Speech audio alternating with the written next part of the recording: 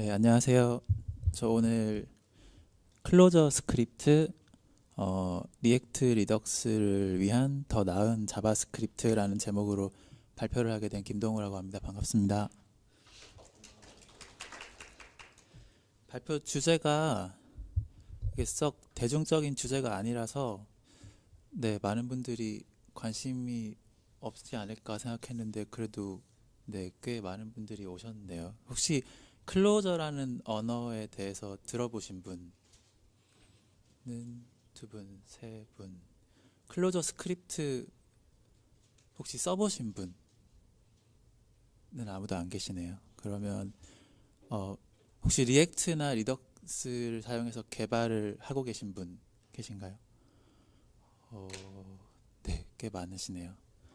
네, 이게 아까 설명을 하셨지만 제가 그 K-리스퍼라고 리스프 세미나, 리스프 관련된 모임이 있어요. 거기서 이제 클로저는 어떻게 보면 리스프 계열의 언어인데 거기서 클로저 스크립트 발표를 한 게 인연이 돼서 여기서 발표를 하게 됐는데 네, 개인적으로 리액트나 리덕스 주제를 먼저 말씀드리면 리액트나 리덕스 아니 리액트랑 리덕스를 같이 쓰는 어플리케이션일 경우에는 클로저 스크립트가 굉장히 좋은 옵션일 수 있다라는 얘기를 드리는 게 주제가 될 거예요. 그래서 아마 클로저 스크립트도 익숙하지 않고 클로저도 익숙하지 않고 리액트가 익숙하지 않은 분들도 있을 것 같아서 각각에 대해서 조금씩 설명을 다 드릴 것 같아서 준비는 좀 많이 했는데 시간이 한정되어 있으니까 좀 빨리 넘어가는 부분도 있을 것 같아요. 그 부분은 양해를 부탁드릴게요. 제 소개를 잠깐 드리면은 저는 한 9년 차 정도 되는 네, 프로그래머고요. 한 6년 정도는 풀스택으로 개발하다가 3년 전부터 이제 NHN 엔터테인먼트에서 프론트엔드 전문 개발팀 들어가서 프론트엔드만 하고 있고요. 지금 현재 하는 거는 이제 토스트 파일이라고 그 엔드라이브 같은 거죠. 그 스토리지 서비스를 리액트 리덕스 기반으로 만들고 있습니다. 얼마 전에 오픈했는데 네, 여기서 차마 홍보를 할 수가 없어서 링크는 달아놨는데 관심 있으신 분들은 발표 자료에 있는 링크를 눌려보시면 됩니다. 네, 그리고 클로저는 제가 현업에서 쓰지는 않았고요. 사실은 제가 개인적으로 너무 관심이 많아서 공부를 오랫동안 해오다가 네, 지금 발표까지 하게 됐는데 그래서 그렇지만 네, 꽤 나름 열심히 공부했으니까요. 아마 들을 만한 정보는 있을 거예요. 그리고 네, 밑에는 혹시 여기 이맥스 사용하시는 분 있나요? 없으면 넘어가겠습니다. 괜히 항상 적어놔요. 있으면 반가워서 인사하려고. 그러면 클로저에 대한 소개부터 먼저 좀 드릴게요.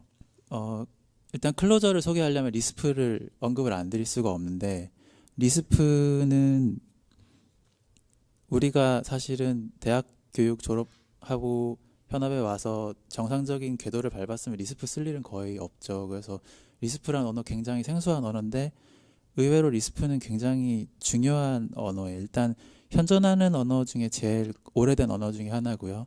그리고 우리가 쓰는 조건문이나 가비지 컬렉터나 이런 모든 특징들이 다 리스프가 제일 먼저 창안을 했던 개념들이에요. 그래서 지금 리스프의 영향을 안 받은 언어는 거의 없다고 볼 수도 있고요. 그리고 리스프의 가장 큰 특징 중에 하나가 이제 동형성이라고 하는데 리스프는 문법이 따로 있다기보다는 리스프 코드 자체가 어떤 데이터 구조로서 표현이 돼요. 그러니까 모든 코드가 일종의 다 리스트 형태로 돼 있어요. 그래서 리스트 안에 리스트 안에 리스트 안에 리스트 이 자체가 그냥 코드라고 보시면 되는데 그래서 리스프 자체가 자기 코드를 데이터로서 다룰 수가 있는 특징이 있어요. 그래서 굉장히 확장성이 높은 언어고 대신에 좀 이해하기가 어려워서 사람들이 생소하기 때문에 잘 접근을 안 하고 있죠. 그리고 리스프는 은근 그 유명 해커들이 찬양하기로 유명한 언어인데요. 보면 네, 에릭 레이먼드나 폴 그레이엄 같은 사람, 특히 폴 그레이엄은 해커와 하가라는 책으로 되게 유명하죠. 이 책을 보시면 거의 절반은 리스프에 대한 찬양으로 이제 도배가 돼 있는 거를 보실 수 있는데 그리고 여기 스몰 토크를 만든 앨런 케이도 리스프가 이때까지 나온 언어 중에 가장 아름답게 디자인된 언어라고 말을 했어요. 그래서 리스프는 살펴보면 리스프는 사실은 아까 말씀드린 코드가 어떤 데이터로서 처리되는, 정확히 설명드리기 어려운데 그런 아이디어를 공유하는 애들을 다 리스프 계열의 언어라고 불러요. 그래서 처음에 1958년에 거의 포트란 바로 다음으로 나온 게 리스프였는데 그때 이후로 이 아이디어를 살려서 계속 개선된 언어들이 꾸준히 나왔어요. 그리고 최근에 나온 게 그 계보의 마지막에 클로저가 있는 거고요. 그래서 클로저는 어떻게 보면 리스프 계열의 언어 중에서 가장 최근에 만들어진 가장 현대적인 특징을 많이 갖고 있는 리스프라고 볼 수 있어요.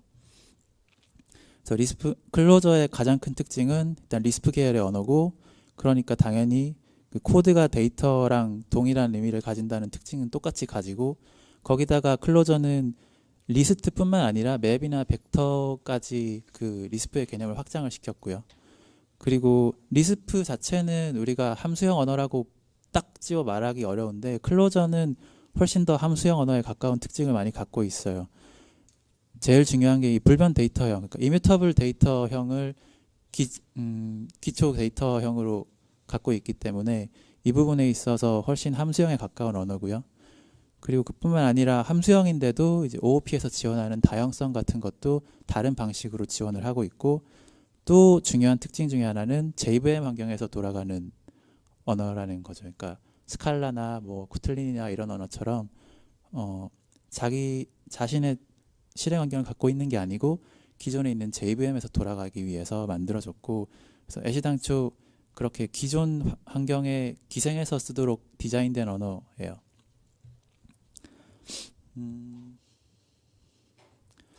그래서 이거는 이제 리치키라는 사람, 클로저 만든 사람이 왜 클로저 만들었냐 했을 때 이제 리스프면서 함수형 프로그래밍이면서 기존 플랫폼에서 돌아가면서 동시성을 지원하는 언어가 필요했는데 없어서 만들었다라고 했고요.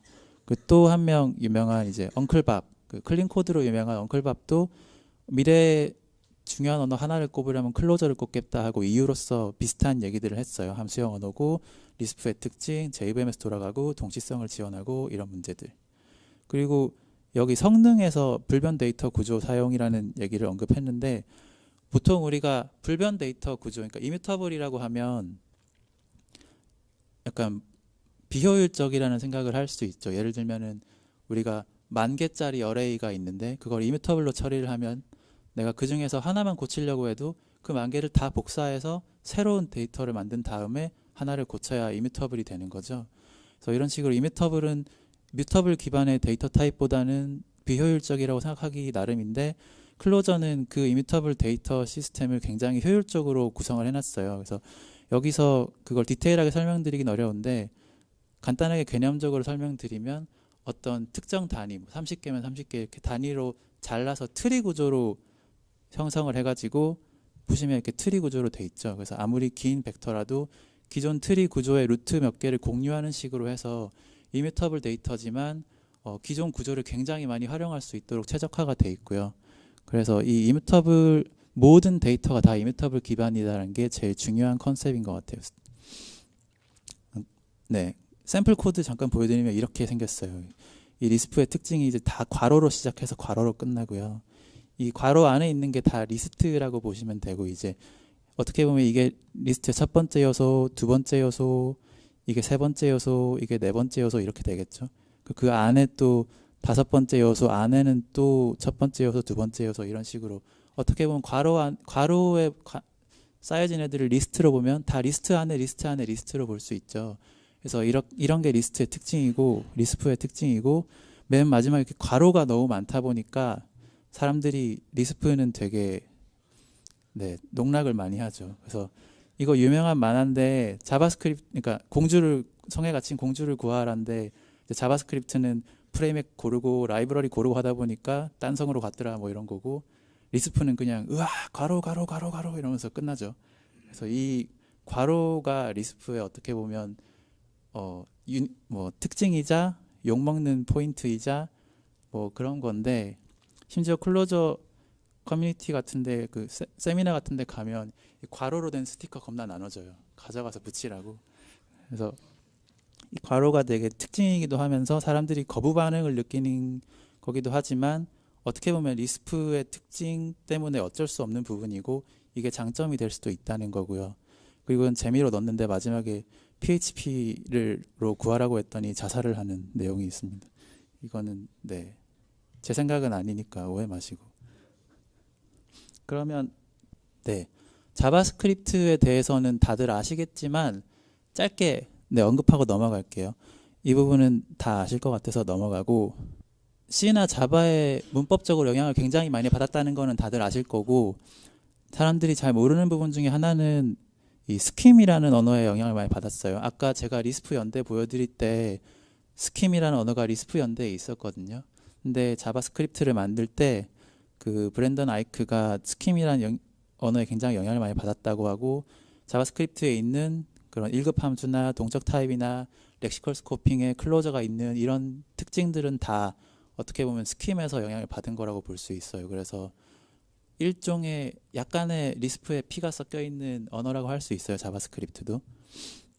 그리고 자바스크립트는 이제 다들 인정하시겠지만 가장 유명한 언어고요. 이게 스택 오버플로우 조사 결과였는데 가장 유명한 언어고, 그리고 가장 유명한 언어인 이유 중에 하나는 이제 자바스크립트가 할 수 없는 게 없어졌죠. 뭐 브라우저뿐만 아니라 일렉트론, 뭐 노드.js, 리액트 네이티브에서 거의 손댈 수 없는 게 없을 정도로 최근에는 뭐 머신러닝도 하고 IoT도 하고 다 자바스크립트로 할 수 있는 건 다 자바스크립트로 쓰여질 것이다라는 얘기도 했죠. 그래서 이렇게 유명한데 그 반면에 자바스크립트는 약간 욕을 먹는 언어기도 하죠. 언어적으로. 그래서 이거는 인터넷에서 가져온 사진인데 왼쪽이 자바스크립트 완벽 가이드고 오른쪽이 자바스크립트 굿 파트인데 두께가 차이가 어마어마하죠. 그래서 자바스크립트 좋은 점 꼴랑 요만큼이다라는 의미였는데 실제로 네, 저 굿 파트 책에도 뒤에 부록에 보면 배드 파트랑 어플 파트라고 되게 자세하게 정리돼 있어요. 그리고 밑에 그런 거 정리해 놓은 링크들을 제가 몇 개 가져왔는데 이 WTF.js도 들어가 보시면 알겠지만 What the fuck JS죠. 그래서 보시면 자바스크립트 왜 이렇게 한대라는 링크가 엄청 정리돼 있어요.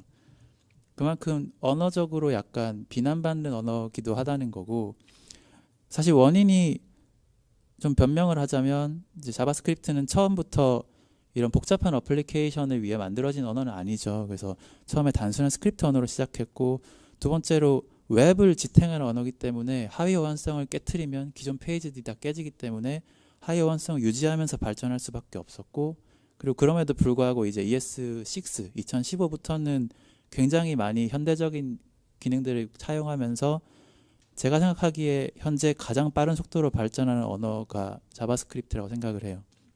그리고 같은 조사에서 사실 가장 사랑받는 언어 11위에 올랐어요. 가장 인기 있는 언어가 1위인 거에 비하면 좀 짜치긴 한데 그래도 네, 11위라는 거는 나름 많은 사람들이 좋아하고 있다는 의미가 되긴 하죠. 그리고 참고로 클로저도 공동 11위였습니다. 그래서 이 두 가지 특징, 그러니까 어떻게 보면 자바스크립트라는 그 환경이 가진 매력과 언어적인 약간 불안정성 때문에 사람들이 굉장히 다른 언어를 자바스크립트로 가져오려는 시도를 굉장히 많이 했어요. 여기 보시면 이 링크는 이제 커피스크립트 만든 사람이 위키를 올려놓고 사람들이 정리하는 페이지인데 보시면 여기 있는 모든 언어들이 다 자바스크립트로 변환되는 언어들이고요. 그래서 유명한 거 몇 개만 꽂으면 이제 제 생각에 구글이 먼저였던 것 같아요. 구글 웹 툴킷, GWT 이거 자바를 자바스크립트로 변환하려는 시도였고 아마 커피스크립트 이후로 다른 언어들이 막 쏟아져 나왔고 그 맥락에서 2011년에 클로저 스크립트도 같이 이제 나왔던 것 같아요. 그래서 클로저 스크립트는 아까 말한 것들을 이유로 나왔고요. 그리고 클로저가 간단하게 말씀드리면 클로저 코드를 자바스크립트에서 돌아갈 수 있도록 자바스크립트 코드로 변환해주는 거라고 보면 돼요. 다른 특징 중에 하나는 클로저로 만들어졌기 때문에 이 컴파일러를 돌리려면 JVM에서 돌아가야 된다는 거, 그건 좀 특징이고요. 두 번째 특징은 구글 클로저 라이브러리랑 구글 클로저 컴파일러를 굉장히 하드하게 쓰고 있다는 거. 여기서 주의할 점이 이름이 되게 불운하게도 비슷해졌는데 클로저의 G는 J고요. 구글 클로저 라이브러리는 S예요. 그러니까 둘이 사실 전혀 관계없는 프로젝트인데 어떻게 보면 클로저 스크립트가 얘네들을 차용하면서 약간 헷갈리게 됐죠. 클로저 라이브러리는 우리가 잘 모르는데 실제로 지금 여기 보이는 아이콘들 이 모든 서비스에 다 사용되고 있는 라이브러리예요. 어떻게 보면 구글이 아주 옛날부터 이 어플리케이션들을 사용하려고 라이브러리를 만들고 관리해오면서 오픈소스화 시킨 건데요. 보시면 뭐 브라우저 호환성이나 뭐 네임스페이스 관련, OOP 관련된 거 되게 모든 것들이 다 들어있고 클로저 스크립트가 만들어질 당시에 거의 제일 잘 관리되는 제일 믿을 만한 라이브러리였다고 생각을 해요. 특히 구글이 만들었으니까. 그리고 중요한 점 중에 하나는 이 라이브러리들이 클로저 컴파일러에 최적화되어 있다는 거고요. 그리고 구글 클로저 컴파일러는 마찬가지로 구글이 만든 건데 자바로 만들어져 있고요. 자바스크립트 코드를 최적화해서 새로운 코드를 만들어 주는 거예요. 우리가 지금 생각하면 웹팩이 해주는 일들, 어글리파이 JS가 해주는 일들 그런 것들을 해주던 훨씬 더 예전부터 있었던 컴파일러고요. 가장 중요한 특징이 아마 이거 같아요. 그러니까 불필요한 코드를 다 없애줘요. 그러니까 안 썼던 코드. 이게 웹팩도 지금 뭐 트리 쉐이킹이 이런 거니 해서 지원을 하고 있지만 실제로 제일 먼저 했던 게 구글 클로저 컴파일러고요. 여전히 제일 잘 되고 있는 것도 구글 클로저 컴파일러예요. 그래서 리액트도 이번에 16버전 올라갔을 때 구글 클로저 컴파일러를 도입을 했죠. 코드를 최적화하려고. 그래서 여전히 잘 되고 있고 클로저 스크립트는 이 두 개, 구글 클로저 라이브러리랑 구글 클로저 컴파일러가 지금까지는 제일 잘 되고 있는 거니까 우리는 이거를 사용해서 자바스크립트 코드를 최적화하자라는 전략을 가지고 처음에 나왔어요. 그리고 또 하나 중요한 점은 아까 말씀드린 것처럼 클로저는 내부적으로 이제 이뮤터블 데이터 스트럭처를 갖고 있는데 클로저 스크립트도 똑같이 자기만의 효율적인 이뮤터블 데이터 스트럭처를 갖고 있고요. 그리고 그거를 실제로 자바스크립트 라이브러리로 오픈도 했어요. 그래서 몰이라는 게 아마 이뮤터블 JS 처음 나올 때 몰이랑 두 개가 비교되곤 했었는데 그래서 내부적으로 이뮤터블 JS 같은 라이브러리가 내장되어 있다는 거를 참고하시면 될 것 같습니다. 그럼 자바스크립트랑 클로저 스크립트를 잠깐 비교해 볼게요. 기본적으로 아까 약간 자바스크립트도 리스프에 P가 섞여 있다고 했는데 그래서 거의 대부분의 특징이 같아요. 뭐 1급 함수 개념, 동작 타이핑, 람다, 뭐 클로저 렉시컬 스코핑 다 갖고 있고 최근에 자바스크립트에 들어온 뭐 디스트럭처링, 레스트 아규먼트도 다 똑같이 지원하고요. 그리고 리터럴 신텍스도 자바스크립트의 특징인데 둘 다 갖고 있습니다. 차이점은 이제 자바스크립트는 오브젝트랑 어레이에 대해서만 리터럴을 쓸 수 있고 클로저 스크립트는 벡터, 리스트, 맵, 셋 4개의 리터럴을 지원을 해요. 다른 점은 이제 클로저 스크립트는 콤마를 무시하는 기능이 있어서 콤마를 써도 되고 공백으로만 이렇게 써도 됩니다. 그리고 뭐 함수 선언도 비슷하고요. 왼쪽이 자바스크립트 코드, 오른쪽이 클로저 스크립트 코드고요. 에로우 함수 같은 것도 클로저에도 이렇게 샵하고 변수명은 이렇게 %로 쓰는 문법이 있고요. 호출은 보통은 이제 함수명 뒤에 가로로 묶지만 클로저 스크립트는 리스프 언어이기 때문에 괄호로 시작해서 괄호로 끝납니다. 그 정도 다른 거고요. 그리고 자바스크립트는 이제 뮤터블 기반이죠. 그래서 내가 state라는 객체를 만들어서 카운트를 0으로 지정한 다음에 나중에 그 값을 아무렇지도 않게 바꿀 수 있죠. 근데 보통 대인문이 있으니까요. 근데 함수형 언어들은 보통 대인문이 없죠. 그래서 클로저 스크립트에서는 그렇게 할 수 없고 내가 이 state라는 맵을 바꾸고 싶으면 뭔가 다른 함수를 호출해서 새로운 state를 반환해서 다른 변수에 집어넣어야 되죠. 보통 그렇게 하고 클로저 스크립트는 조금 더 유연한 게 그래도 그 state를 계속 변하는 값을 계속 지칭하고 있는 어떤 변수를 사용하기 위해서 atom이라는 특수한 변수를 만들어 놨어요. 그래서 이거 atom이라는 특수 변수를 쓰면 그냥 뮤테이션 하는 건 아니지만 마치 리액트 setState 하듯이 명시적으로 다른 함수를 호출을 해서 새로운 스테이트를 만들어내고 그거를 계속 이 변수에 저장할 수 있는 특수 타입을 또 만들어 놨어요. 그리고 그런 경우에 클로즈 스크립트는 위험한 함수명에 대해서는 이렇게 뒤에 느낌표를 붙이는 식으로 약간 주의해서 써라라는 가이드를 하고 있고요.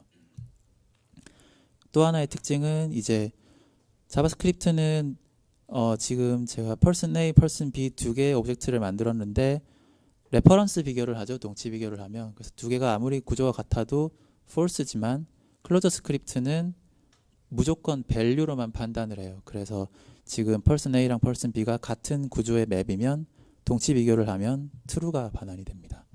그래서 그것도 다른 점이고요. 그리고 클로저 스크립트는 굉장히 코어 라이브러리가 엄청 잘 돼 있어요.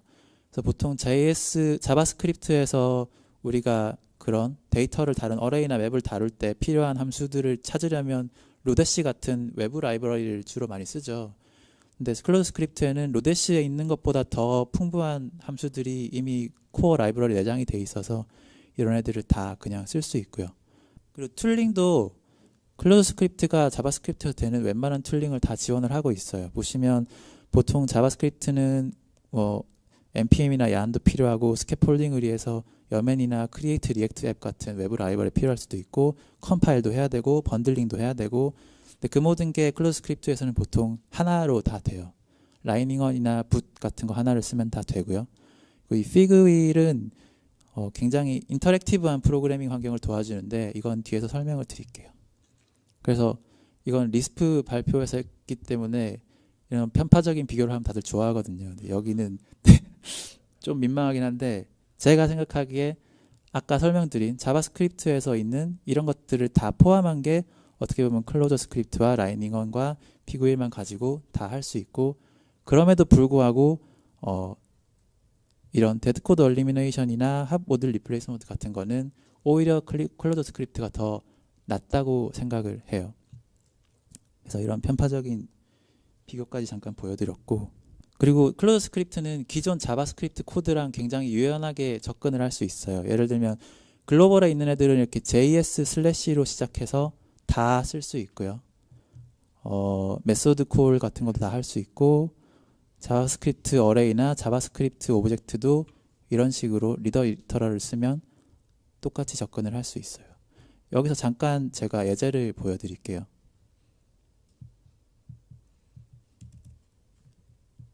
이게 왼쪽이 클로저 스크립트 코드고 오른쪽이 클로저 스크립트가 자바스크립트로 변환하는 코드가 될 거예요. 그래서 보통은 이제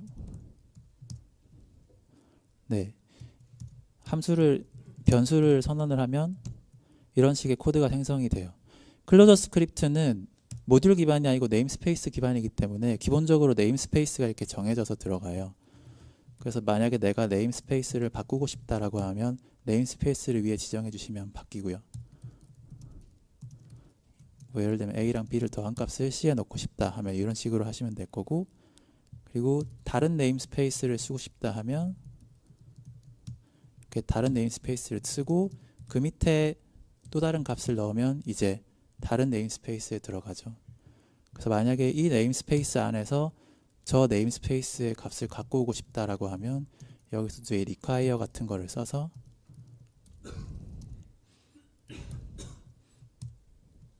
갖고 오면 예를 들면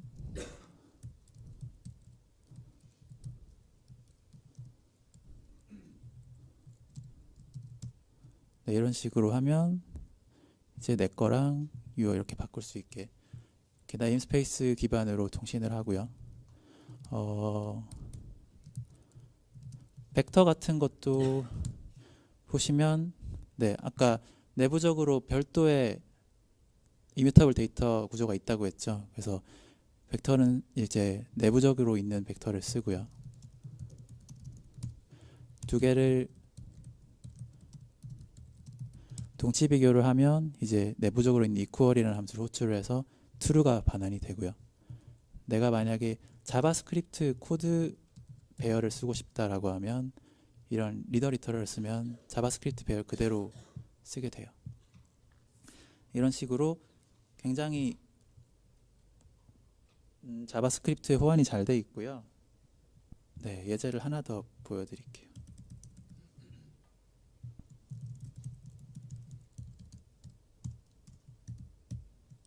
약간 라이닝언이라는 걸 말씀드렸는데 이제 라이닝언이 기본적으로 패키지 매니저나 모든 걸 다 하는 거고요. 내가 만약에 새로운 프로젝트를 만들고 싶다 그러면 여기 new라는 키워드를 써서 스캐폴딩을 할 수 있어요. 그래서 내가 피그윌 기반의 새로운 프로젝트를 만들고 싶다라고 하면 이렇게 데모라는 페이지에 가보면 파일이 생성되어 있는 거 볼 수 있고요.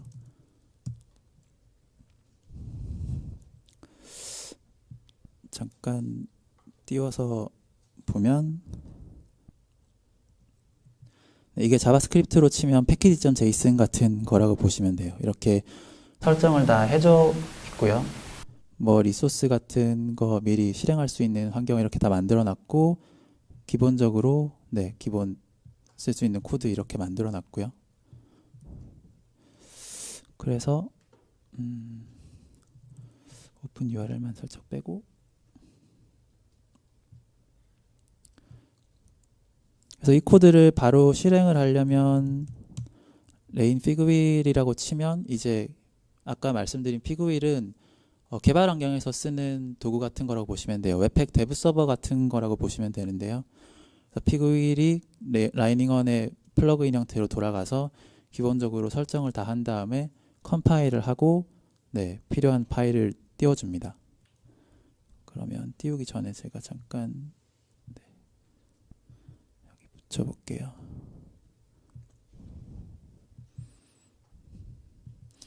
JVM이 문제 중에 하나는 아마 스타트업 타임이 오래 걸려서 처음에 실행할 때는 약간 시간이 걸린다는 것 같아요. 그래서 피그윌이 붙었고요. 그러면 보통 이제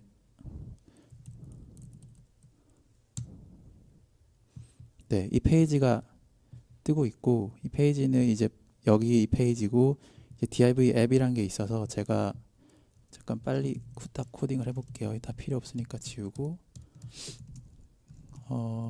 JS로 접근하면은 기존에 쓰는 걸 쓸 수 있어요.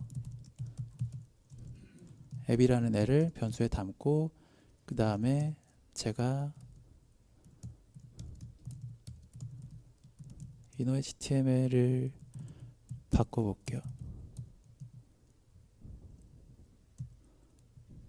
그러면 여기 찍히는 거 보실 수 있죠. 그리고 이 피그윌이 좋은 점은 페이지 릴로딩을 굳이 하지 않아도 알아서 금방금방 바로 동적으로 핫 모듈 리플레이스먼트가 된다는 거예요.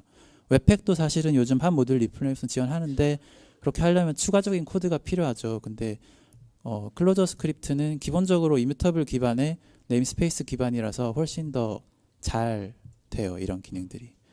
그리고 이 래플도 피그윌에서 지원하는데 예를 들면은 여기서 제가 래플을 입력하면 이쪽 어플리케이션에 반응을 합니다. 그래서 이런 식으로 인터랙티브하게 개발을 할 수 있고요. 잽싸게 돌아가서 계속 이어나갈게요. 그러면 제가 원래 이 발표의 목적은 이제 리액트 리덕스였는데 벌써 반이 지나갔네. 빨리 할게요. 리액트는 다들 워낙 많이 들으셨을 거라서 제가 구체적인 설명은 많이 생략을 할게요. 근데 제일 중요한 특징은 아마 이 선언적인 특징인 것 같고 리액트가 가져온 개념 중에 가장 핵심적인 개념은 이 버추얼 돔 개념이죠. 그래서 우리가 더 이상 돔을 직접 어디 들어가서 이 돔을 이렇게 받고 이렇게 하지 않고 어떤 가상의 돔 구조를 그냥 통째로 넘기죠.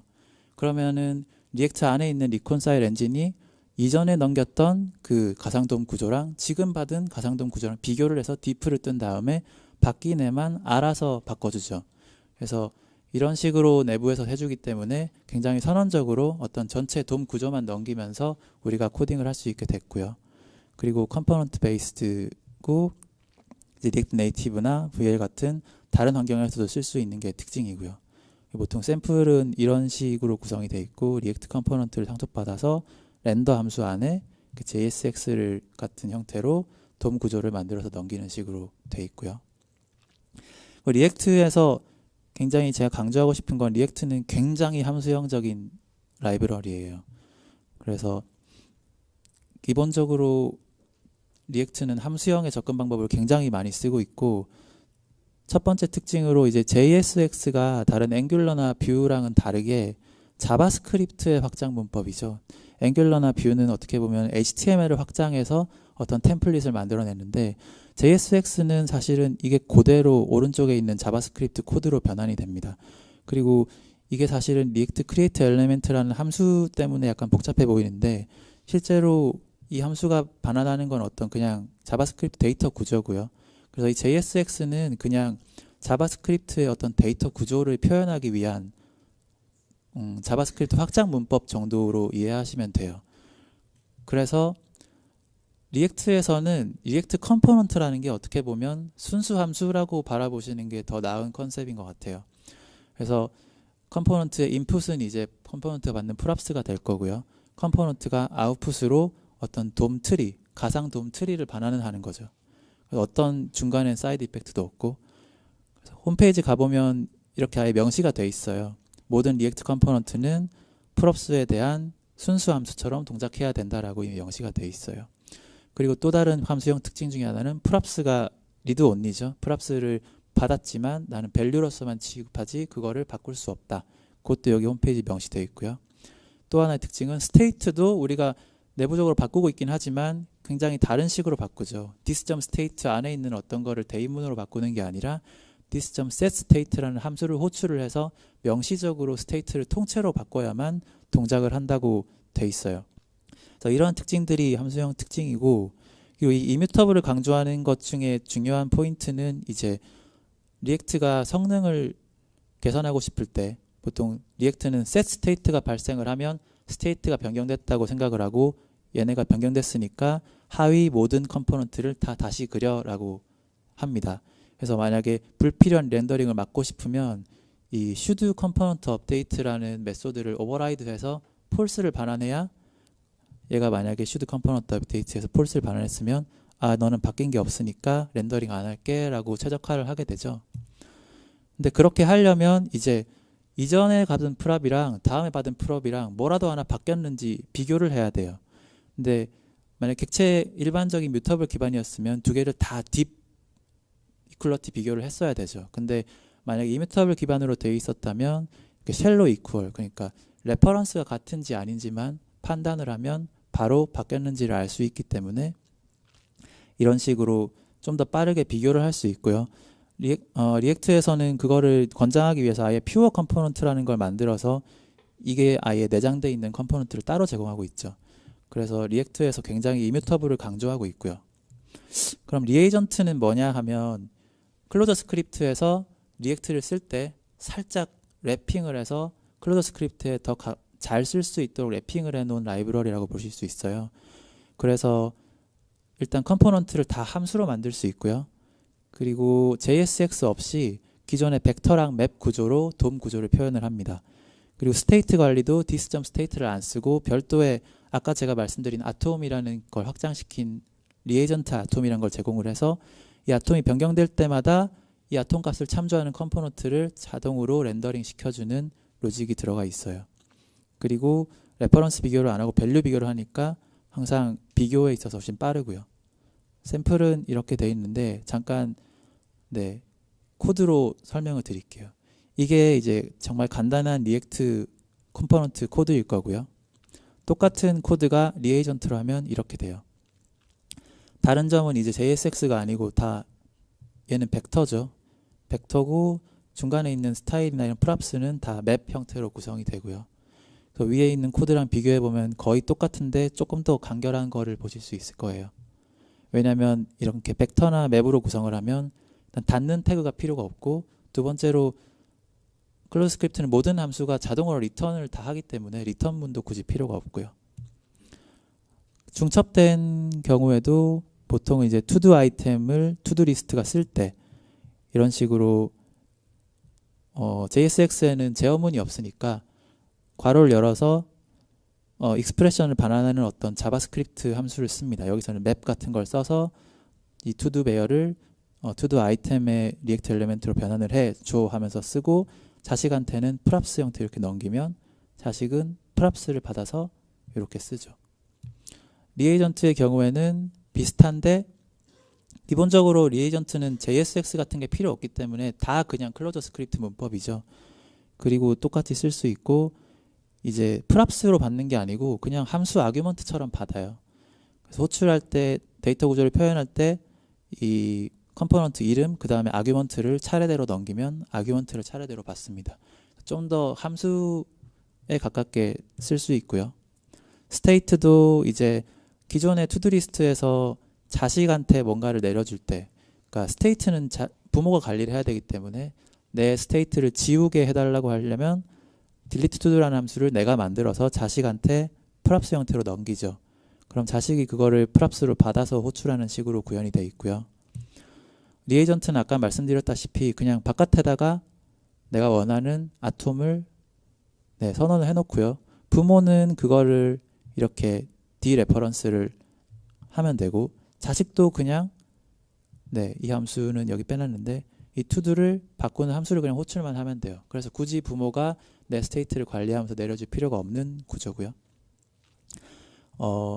two-way 바인딩처럼 이제 내 스테이트랑 그 DOM 엘리멘트랑 이제 onChange랑 밸류로 엮을 때, 이럴 때는 정말 컴포넌트 안에서만 필요한 스테이트가 있잖아요. 그런 경우에는 이제 클로저 스크립트에는 이제 let이라는 로컬 바인딩 문법이 있어요. 그래서 let을 써서 내부에다가 아톰을 정의해 놓으면 아까 것도 똑같이 구현을 할 수 있고요. 퍼포먼스는 좀 길어지니까 생략을 하는데, 기본적으로 아까 말씀드린 것 자체가 리에이전트에는 굳이 특별한 이뮤터블 취급이나 뭐 퓨어 컴포넌트 이런 게 필요 없이 자동으로 된다. 왜냐하면 원래 클로저 스크립트는 이뮤터블 기반이고 다 함수로 처리가 되고 있기 때문에 기본적으로 자동으로 퍼포먼스가 된다. 그래서 비교표를 잠깐 만들어 봤는데요. 리액트는 JSX라는 신텍스 확장이 있어야 되고, 리에이전트는 그냥 일반 벡터랑 맵으로 히컵이라는 데이터 형태를 쓰고 있고요. 컴포넌트는 펑션이랑 클래스 둘 다 리액트를 만들 수 있는데 리에이전트는 함수로만 만들 수 있다. 데이터 전달도 프랍스가 아니고 함수 아규먼트로 한다. 스테이트 경우도 리에이전트 아톰을 쓰면 부모가 내려주거나 할 필요 없이 그냥 변경하면 된다. 퍼포먼스도 자동으로 최적화된다. 이 정도로 장점을 설명드릴 수 있을 것 같아요. 그럼 리덕스에 대해서 설명을 좀 드릴게요. 리덕스는 이제 기본적으로 리액트만 가지고 스테이트를 관리할 때 어려운 점을 해결하기 위해서 나왔죠. 그래서 왼쪽 그림을 보시면 이제 여기 제일 왼쪽에 있는 컴포넌트랑 제일 오른쪽에 있는 컴포넌트가 같은 푸라는 데이터를 공유해야 될 때, 그럴 때 결국 부모가 공통 부모까지 찾아 올라가서 그 부모가 스테이트를 관리하고 다 내려줄 수밖에 없는 구조가 돼서 그게 불합리하기 때문에 이제 별도의 데이터 관리 레이어가 필요하게 되죠. 그래서 리덕스 같은 뭐 릴레이나 몹X 같은 레이어가 생겼고요. 리덕스의 가장 큰 특징은 이제 단방향 데이터를 만들어냈다는 거고 단일 스토어를 쓴다는 거라고 볼 수 있을 것 같아요. 그래서 가장 중요한 건 단일 트리 형태다. 마치 우리가 DB를 쓰듯이 이 어플리케이션을 쓰는 거를 단 하나의 트리로 만들어 놓고 쓰는 거죠. 그런 경우에 이제 상태 관리가 여기서 보시면 store.getState만 하면 모든 상태가 다 나오니까 상태 관리에 용이하고 외부 환경과 이제 공유하기도 더 쉬워지죠. 두 번째로는 스테이트를 직접 변경할 수는 없고 액션이라는 거를 디스패치를 해서만 바꿀 수 있다는 거고, 그래서 어떻게 보면 이벤트 소싱의 개념 중에 하나인데 모든 스테이트를 변경하는 건 다 액션을 통해서만 이루어지기 때문에 이 액션이 다 히스토리에 관리가 되면 전체 변경 내역이 다 남게 되고 그런 변경을 관리하기도 쉬워지고요. 마지막으로 제일 중요한 건 순수 함수랑 이뮤터블 스테이트를 써야 된다는 거죠.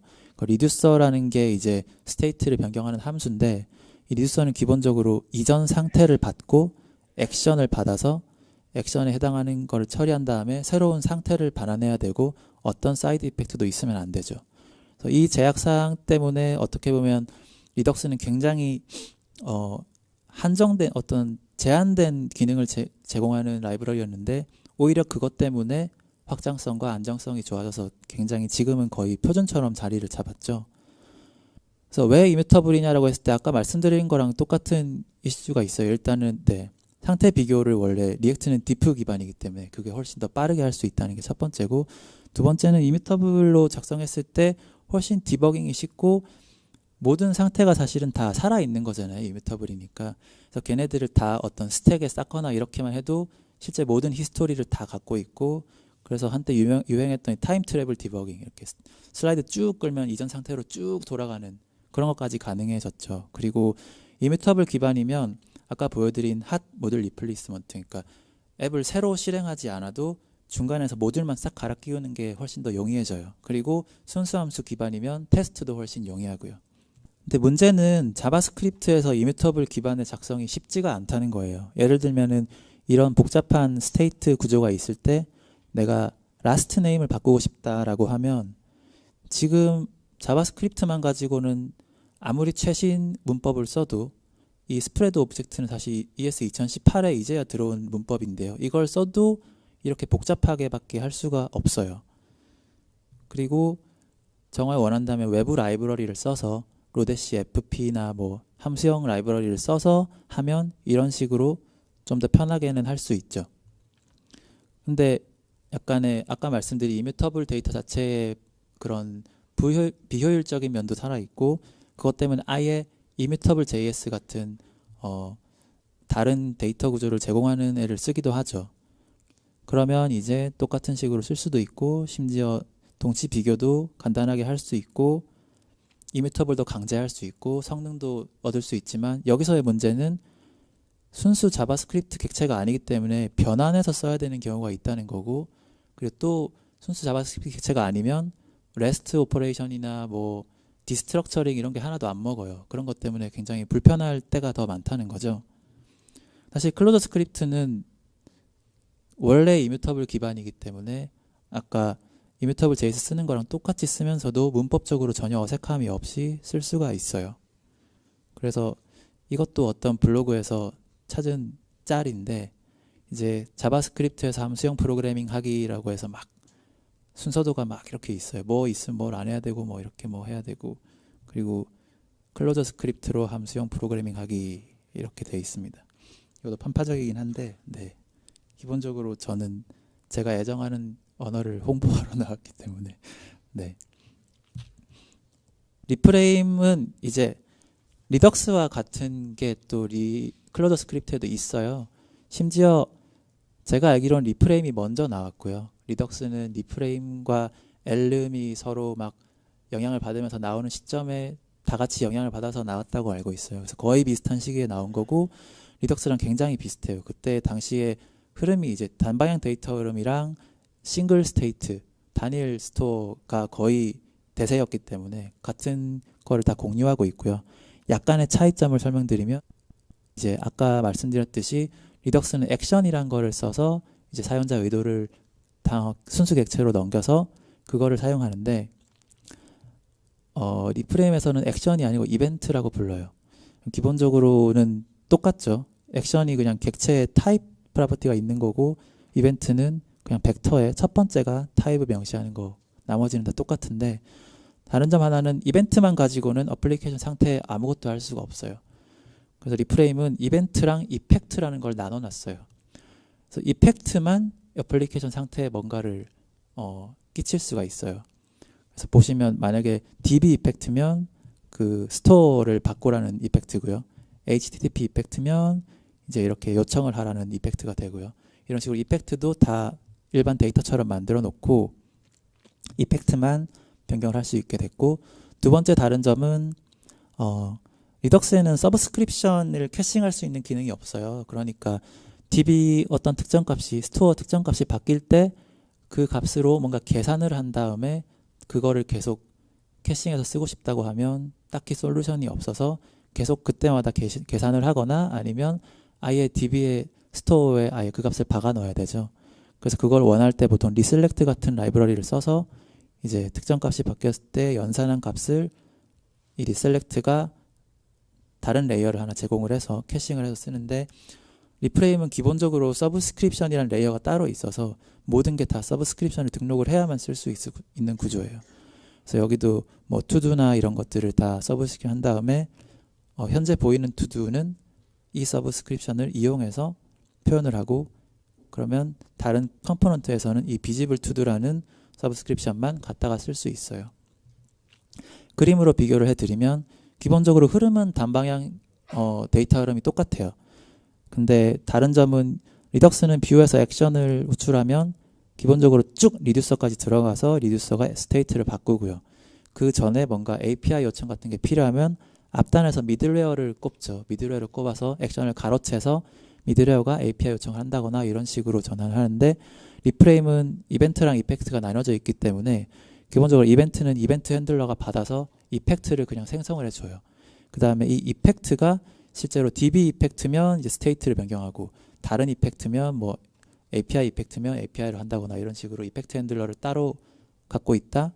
그리고 리덕스는 이제 스토어 스테이트가 바뀌면 바로 뷰로 전달이 되는데, 리프레임은 스테이트 밑에 쿼리, 아까 말씀드린 서브스크립션이라는 레이어 하나 더 있어서 그게 이런 식으로 쿼리를 통해서 뷰로 들어간다. 이 정도의 차이점이 있을 것 같아요. 제가 예제를 보여드리겠습니다. 투두 리스트를 하나 만들어 왔는데요. 기본적으로는 그냥 간단한 투두 리스트고, 아까 한 것처럼 제가 똑같이 실행을 해볼게요.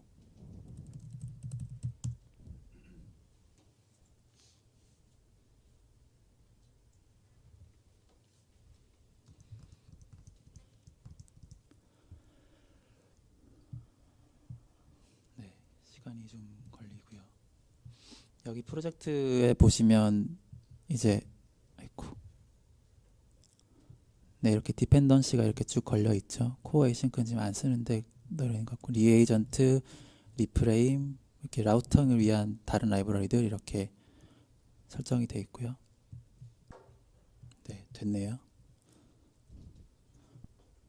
네, 이런 간단한 투두 리스트 앱이고요.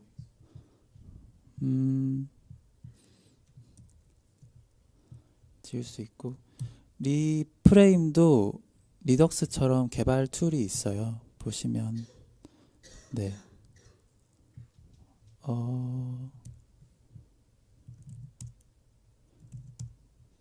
보시면 아시겠지만 현재 상태가 그대로 나오고요.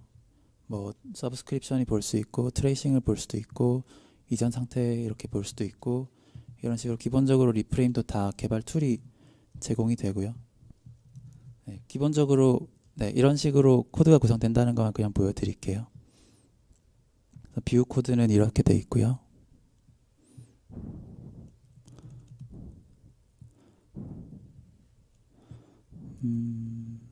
지금은 피그윌에 안 붙어 있는 것 같아요. 그래서 뷰는 이렇게 돼 있고, 코어는 이제 이렇게 돼 있고, 서브스크립션은 이렇게 원하는 대로 등록을 하고 있고, 이벤트 쪽은 이렇게 add to나 이렇게 리듀서 등록하듯이 이런 식으로 돼 있습니다. 시간이 얼마 없어서 후딱 정리를 하고 넘어갈게요. 그래서 또 약간은 편파적인 그래프가 나오는데, 기본적으로 제 생각은 그래요. 그러니까 자바스크립트는 이뮤터블 기반이 아니기 때문에